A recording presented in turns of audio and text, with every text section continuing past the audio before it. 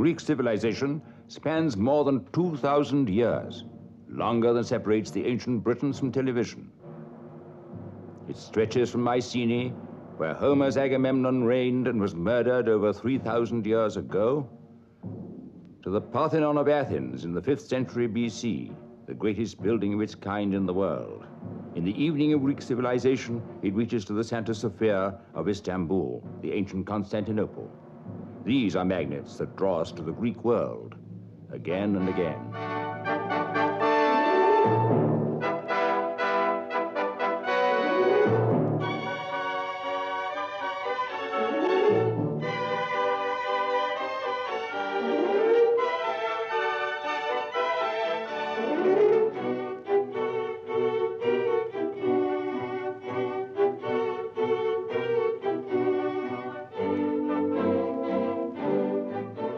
Today, you can reach Greece and its people in a few hours by air. But Greece was always meant to be approached by the sea, and by the sea we all went, although that involved the Channel crossing and the continuing rigors of an overnight journey by train across Europe.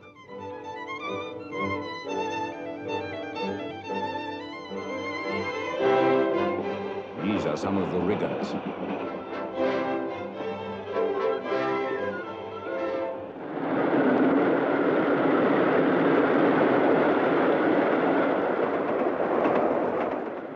Venice. One's first destination is inevitably Venice. After all, Venice was for 1,000 years the commercial capital of the Mediterranean, and in more senses than one was an heir to Greece. St. Mark's, built about the time of our Battle of Hastings, is a mature child of the Byzantine world, which was at heart Greek. And here on St. Mark's are those famous bronze horses of the 4th century BC. From Greece they were taken to Rome and on to Constantinople by the Emperor Constantine. In 1204 they were taken to Venice by those ghastly Venetian crusaders. In 1797 Napoleon took them to Paris, and finally after Waterloo they went back to Venice. These much-traveled horses are not merely superb examples of Greek art. Their involuntary wanderings reflect the Greek spirit of adventure. Everywhere in Venice you find links with Greece, not many in the pure Greek tradition, but links with Constantinople, which began life as the Greek Byzantium and was the meeting place of Europe and Asia, as indeed it is today.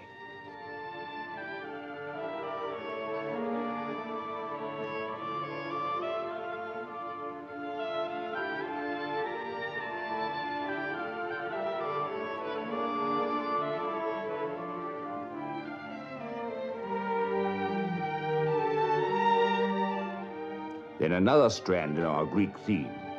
Carved on fortress after fortress all over the Mediterranean, the Lion of St. Mark, proud symbol of Venice.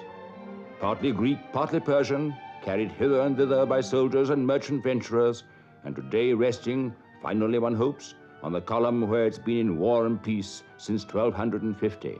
Even today, there are more lions in Venice than in many parts of Africa.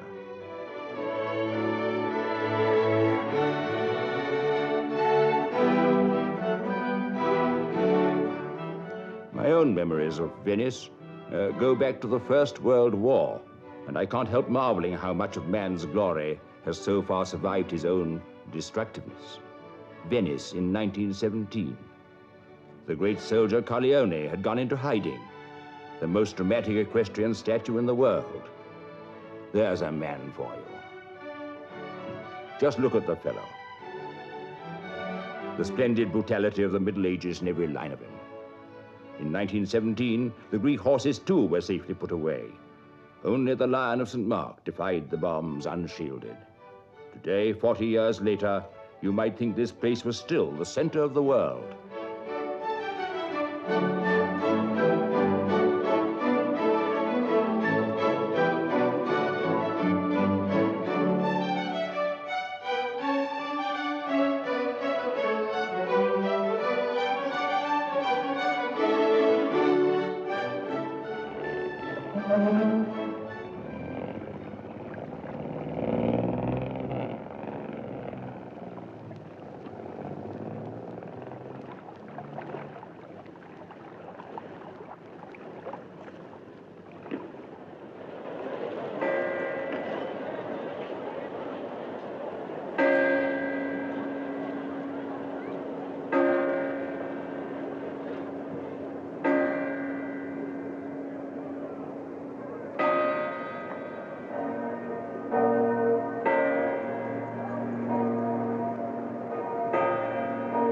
To us, it's still the familiar picture of the painter Canaletto.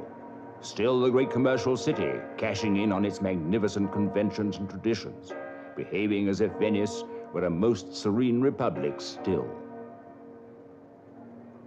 The pigeons are an official part of the scene, a charge upon the municipal rates, eked out by abundant charity. Tourists feeding the pigeons, touts feeding on the tourists, and all equally happy.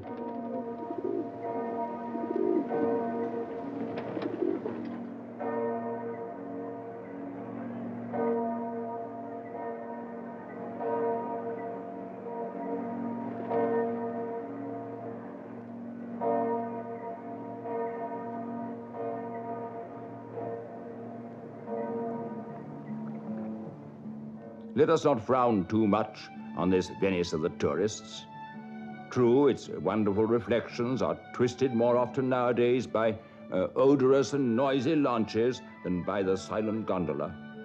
We may agree nostalgically with the poet who observed, "Delicious are what else is like the gondola." Yet, with or without the gondola, Venice still looks her part as an aging bride of the Adriatic. An illusion, if you like, but an illusion of fairyland.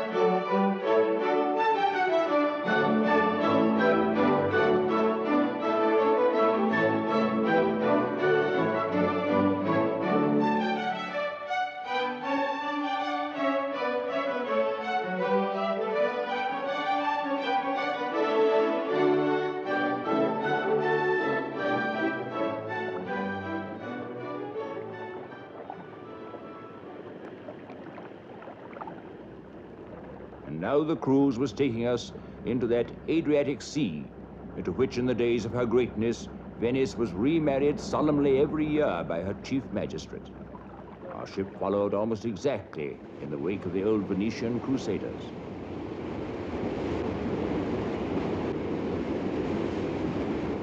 There were nearly 300 of us on board, scholars, students, people from all walks of life, drawn to Greece for all sorts of reasons.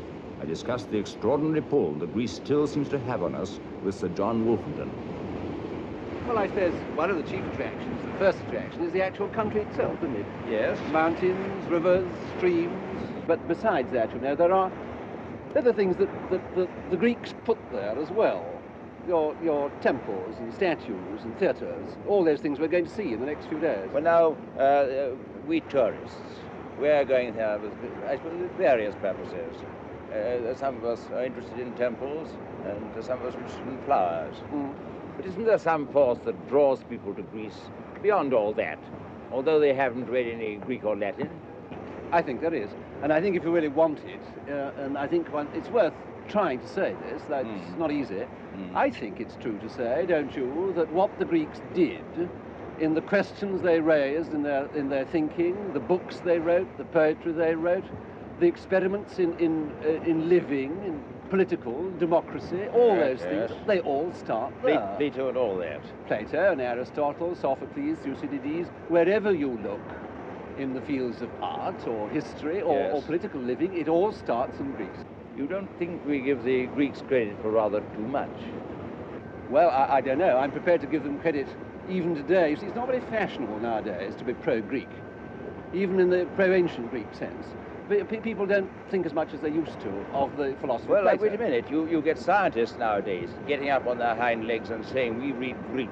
We're all for humanistic studies and so on. Is that simply to show their broad-mindedness, or is it really a genuine fact? Well, I would have said again, you see, that science starts with the Greeks. I mean, wherever you look, you start there. Well, I yes. would go so far as to say, myself, if I were really pushed, that Western civilization, as we talk about it, including American civilization, the whole of Western Europe, really, when you get down to it, what it doesn't get from the Bible, it gets from the ancient Greeks. Well, that I will argue with you after dinner. All right.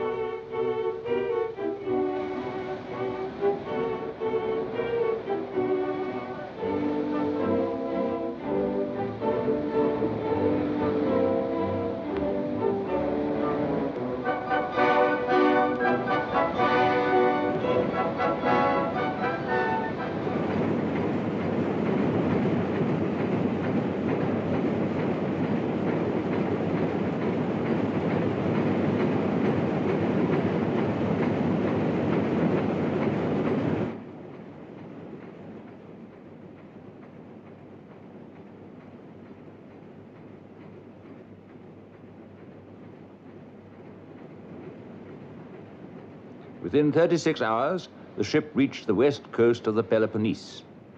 We were, quite properly, bound for Olympia, for it is at Olympia that the newcomer most readily finds contact with that sense of beauty and humanity that are the basic contributions of Greece to the modern world. This is what Olympia must have looked like in its heyday. Here, every 4th year, Greeks laid down their arms and renewed the brotherhood of the civilized Greek world. Olympia is still being excavated. Much of it still lies buried beneath the dust of ages. Here, by the river Alpheus, among the pine trees, stood the great temple of Zeus, and in the middle of the temple, one of the 7 wonders of the world, the gold and ivory statue by Phidias. Alas, it has gone the way of all gold, and so too has the great temple, its columns thrown down by men or earthquakes. Before the games, Zeus, father of the gods, was honored for a day and a half. The games themselves lasted for another 3.5 days. The competing athletes were sworn in front of the temple. The artist was no less honored than the athlete, and the sculptor Phidias had his workshop in the midst of the site. His work is lost, but we still have the famous Hermes of Praxiteles, and the complete embodiment of what the Greeks thought beautiful, the Apollo, unruffled, cold, and certain. If any competitor cheated, he was made to put up a statue at the entrance to the stadium. The bases of some of these sculptured penalties remind us that not everything was cricket, even at Olympia. Of the stadium itself, only the starting line is now visible. Given time and good digging, the place might soon look much as it was 2,500 years ago.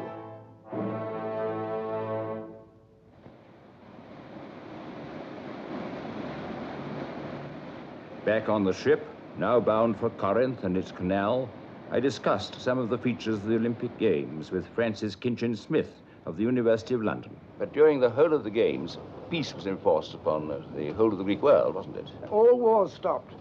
It's Yes. an amazing thing that for over 1,000 years these games were held every 4 years, and wars stopped Well, they all went over the in- Greek world. The Games themselves, were they a straight show, or was there a certain amount of, shall we say, cheating? Before they started, they had to swear an oath that they wouldn't cheat, and the judges had to swear an oath that they would give their decisions fairly and not give any reasons. A very good idea. Very good idea indeed. There were 1 or 2 spectacular and, shall I say, rather brutal elements in the Games, weren't there? There's the Pancratian, for example. I suppose I might describe it as all-in wrestling. That's a very good modern description. Yes, you remember But you remember the story of the 2 Pancratiasts who, in one of the old writers.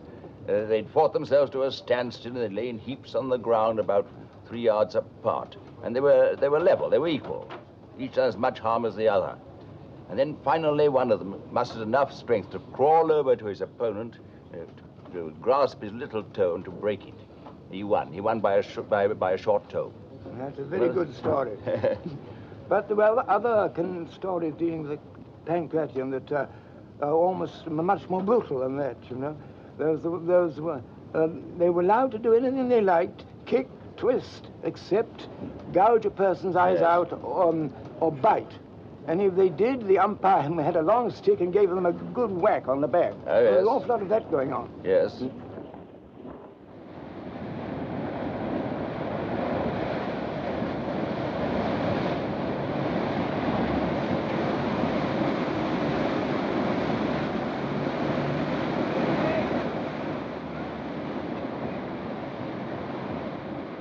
It's well to remember that Greece means different things to different people.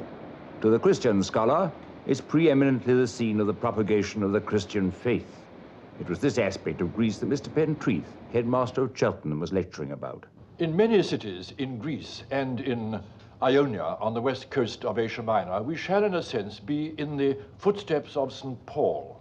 On this cruise, for instance, we shall be where he was, at Corinth, in Athens, and at Miletus, because of course Greece was the stepping stone by which the gospel came to Europe.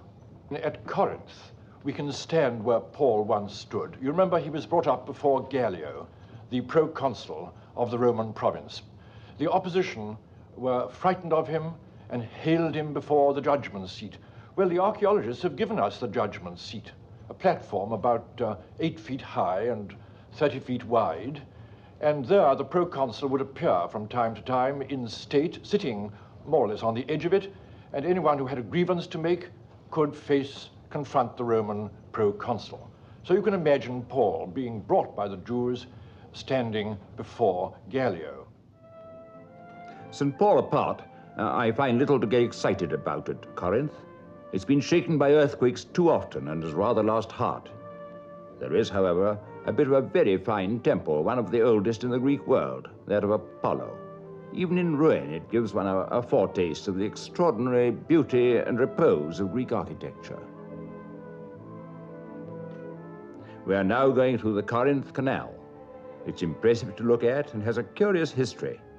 Its first sod was dug by that many-sided Roman Emperor Nero, who in the year 67 laid down his fiddle and took up a spade, a golden one as befitted the royal occasion.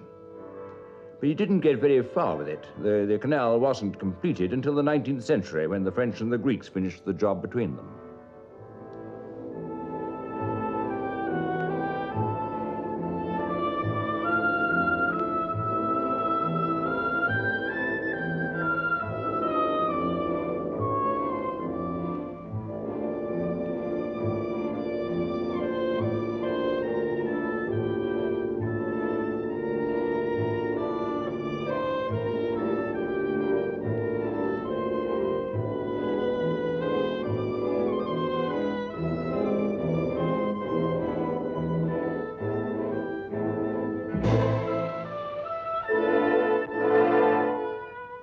The ship was making for the east coast of the Peloponnese, for sites made famous by the Homeric legends, long before modern exploration showed that they are not merely great poetry, but also stupendous fact. The most famous site of all is Mycenae, and I was talking about Mycenae to Lord William Taylor, an archaeologist, and Professor Stanford, professor of Greek at Trinity College, Dublin. Now, what about the romance of Mycenae? Well, for me, Mycenae, I think, is essentially Homer's Mycenae rich in gold, with its great king, Agamemnon, the commander-in-chief of the forces against the Trojans. He's a tremendous figure, angry, princely, and noble, kind of man who's prepared to sacrifice his daughter to make sure that the army succeeds. You remember Iphigenia at Aldus. And he's a fascinating figure. All the more fascinating, I think, because he's so human. Yes. He fights with his Achilles, he fights with his troops, he's going to have his way. He's the great king of golden Mycenae. That's how I see it. And I rather think when he'd won the Trojan War after 10 dreary years, came back to be murdered by his wife Clytemnestra. He had a hard deal, didn't he? He had a hard deal. Yes, yes. But he was buried nobly, if I'm right. I think he was buried in the, what's called the Treasury of Atreus. Oh, Would you agree? I'm afraid I can't agree with that. In the first place, there is the difficulty of the date. According to us archaeologists, we would place the building of the Treasury of Atreus in the end of the 14th century. And as the Trojan War is generally held to take place at the beginning of the 12th century, there is a considerable gap there. That's a bit difficult, but couldn't they have used the old tomb to put Agamemnon into? They used those tombs more than once, didn't they? Yes, they were family vaults and were used for 2 or 3 generations. So Agamemnon was really the key to the excavation of Mycenae, wasn't he? It was what led the German explorer Schliemann to excavate at Mycenae, because before that everybody said it was a myth. They said the whole Trojan War was a myth. And Schliemann was the first man to explode that academic theory. You remember he dug those graves near the citadel? Yes. Or in the citadel, rather. Well, he started inside the citadel, and among these graves there were certain corpses who had over their faces a gold mask with beautifully modeled features in some cases. That was the origin of his wire to the Kaiser, wasn't it? Yes, the first one of those that he discovered, which is the finest of the masks, led him to send a famous cable to the Kaiser saying, "I have gazed on the features of Agamemnon." Well, the matter-of-fact archaeologist won't have that, will he? That's quite true, because in effect, the face that he gazed on, the gold mask, was 300 years earlier than Agamemnon. Well, there you have it, Stanford. You can't have it either way, can you? The German archaeologist was wrong, and Lord William is not quite sure that you're right. The archaeologist was wrong as an archaeologist, but he was not wrong as a literary man, as a lover of Homer. No. I think the difference essentially is this. I see Mycenae in the background of Agamemnon. The archaeologist sees Agamemnon in the background of Mycenae. So Mycenae still arouses, shall I say, scholarly passions. And rightly so, for here we have the complex beginnings of the Greek tradition. Here lived, over 3,000 years ago, the great kings of history and romance. They traded and raided, and brought in treasure and artistry from the islands, and built unknowingly the foundations of Europe. Some of their mighty tombs were copied as far away as Ireland and Scotland. One of their swords is carved upon Stonehenge. On the rocky slopes, merchants had their houses, and peasants tended precarious fields as they do today. Up on the hill, the royal citadel towers over the landscape. The very stones are of heroic dimensions. The images carved in them stark and noble. It was here that the famous German explorer Schliemann made some of his greatest discoveries. He'd always believed in the literal truth of the legends. And here in that great circle of upright stones, he uncovered the tombs of the ancient kings. Here is one of their tombstones. And here in 1876, Schliemann found the bodies of the dead. One with the famous gold mask upon it, which he thought was Agamemnon's.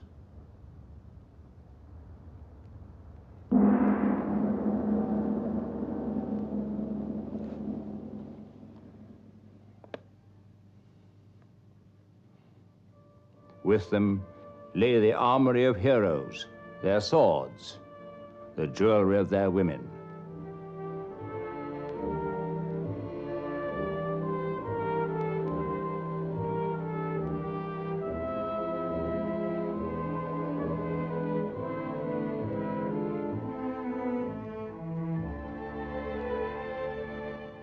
On the highest point of the citadel, the persistent climber can still see the remains of the royal palace with its stone walls and concrete floors.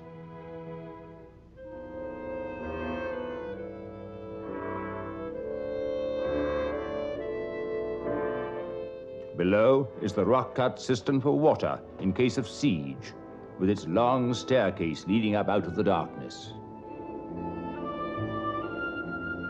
3,000 years ago, the countryside must have been much as we see it today. Greek voices echoed from these walls, for we know now that the builders of Mycenae spoke a Greek tongue and read a strange kind of Greek script.